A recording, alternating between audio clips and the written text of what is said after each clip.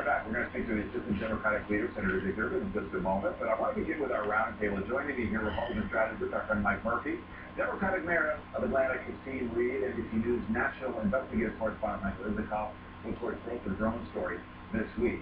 Anchor of BBC World News America, Katty Kay, former speechwriter for President Bush and columnist in the Washington Post, Michael Gerson. Welcome to all of you. So here we are. I wanted to get everybody to weigh in on this moment, the president and how he approaches the legislative end of his second term and his State of the Union address.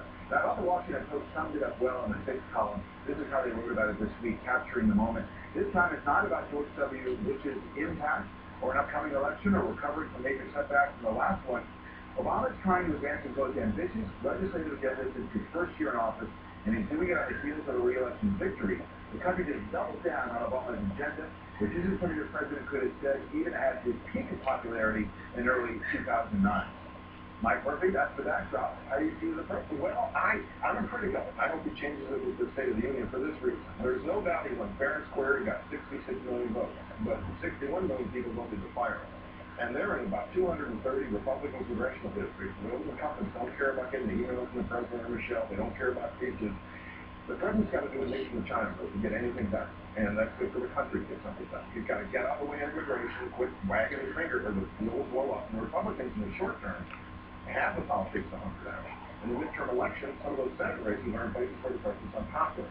So the path he started on, which was, I got a very broad agenda, and I know the still people campaign-style things pressuring me, is not going to work with these guys, and that will result in gridlock in the country as a whole. If he does Nixon to China, you can have a story style.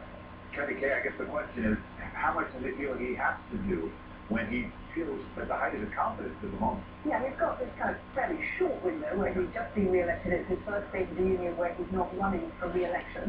He can take that on board and decide he's going to try and push his agenda, but the window is short because fairly soon all of the members of the House are going to start thinking about those midterm elections. If he wants to get big things done, he's going to have to get them done fairly soon. In 2012, he promised a fairer America.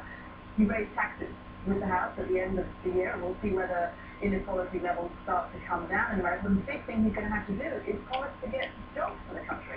We're living in a world where robots are cheap and efficient, and people are expensive and inefficient. And we've got to find a post-manufacturing America and lay out a plan for it when there's job growth. And that's the single biggest priority of the country. Well, and that's where the pivot's going to be, Mike Gerson. After the inaugural, this is part two. He wants to get back to economic growth. Yeah, I agree with that. I think that that's a smart part of the agenda. I'm not sure how much you get done with that, though, with this outside doing he's pursuing. You're just constantly beating up on the Congress, highly ideological inaugural address. He has to make the choice in this week. What I'm watching for is whether he tries to continue that dynamic, which is highly polarized and doesn't get anything done, or whether he tries to break the dynamic.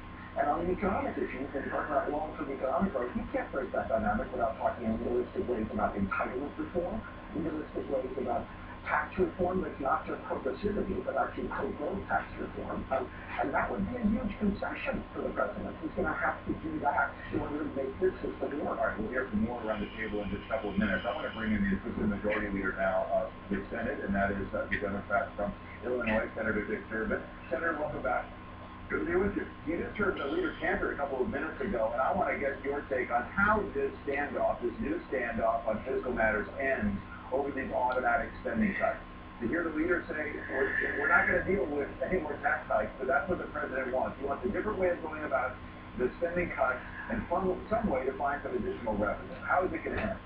David, sequestration was designed as a budget threat, not as a budget strategy.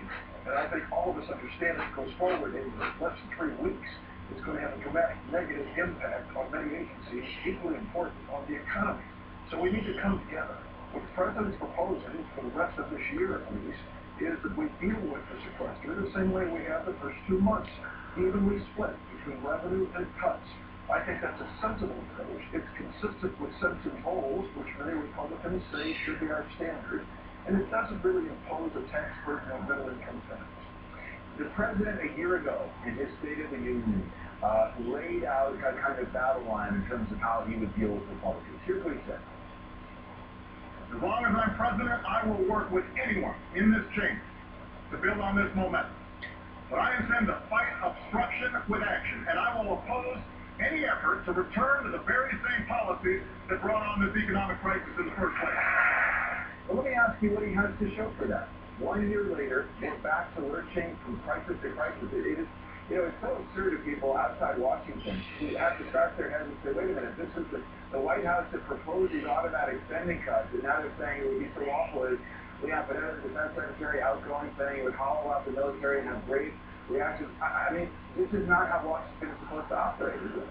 No, it's not. And let me explain. When the president proposed the sequester, it was as an incentive to those of us in Congress to work together on a bipartisan basis to solve these problems. It was supposed to be so awful that the super committee had finally reached bipartisan agreement.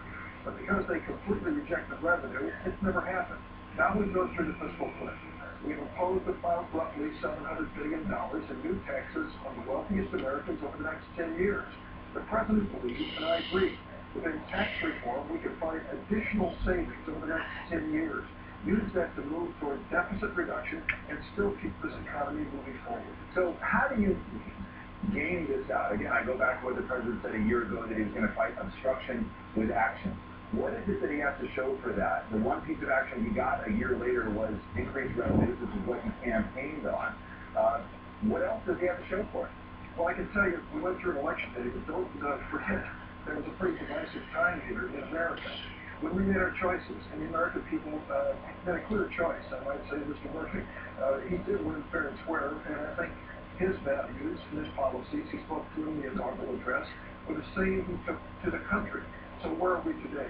There are positive signs. I listened to Eric Cantor. He's for the DREAM Act.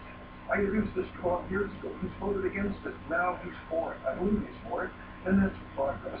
But I might say to him, for example, on immigration, we're moving on a bipartisan basis in the Senate.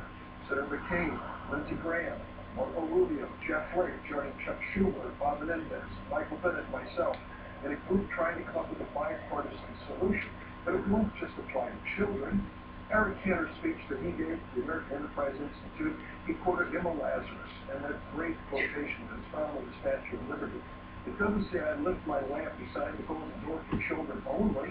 We have 11 million people in this country. We need a pathway to citizenship. I hope that the Republicans in the House and Mr. Cantor will embrace that as part of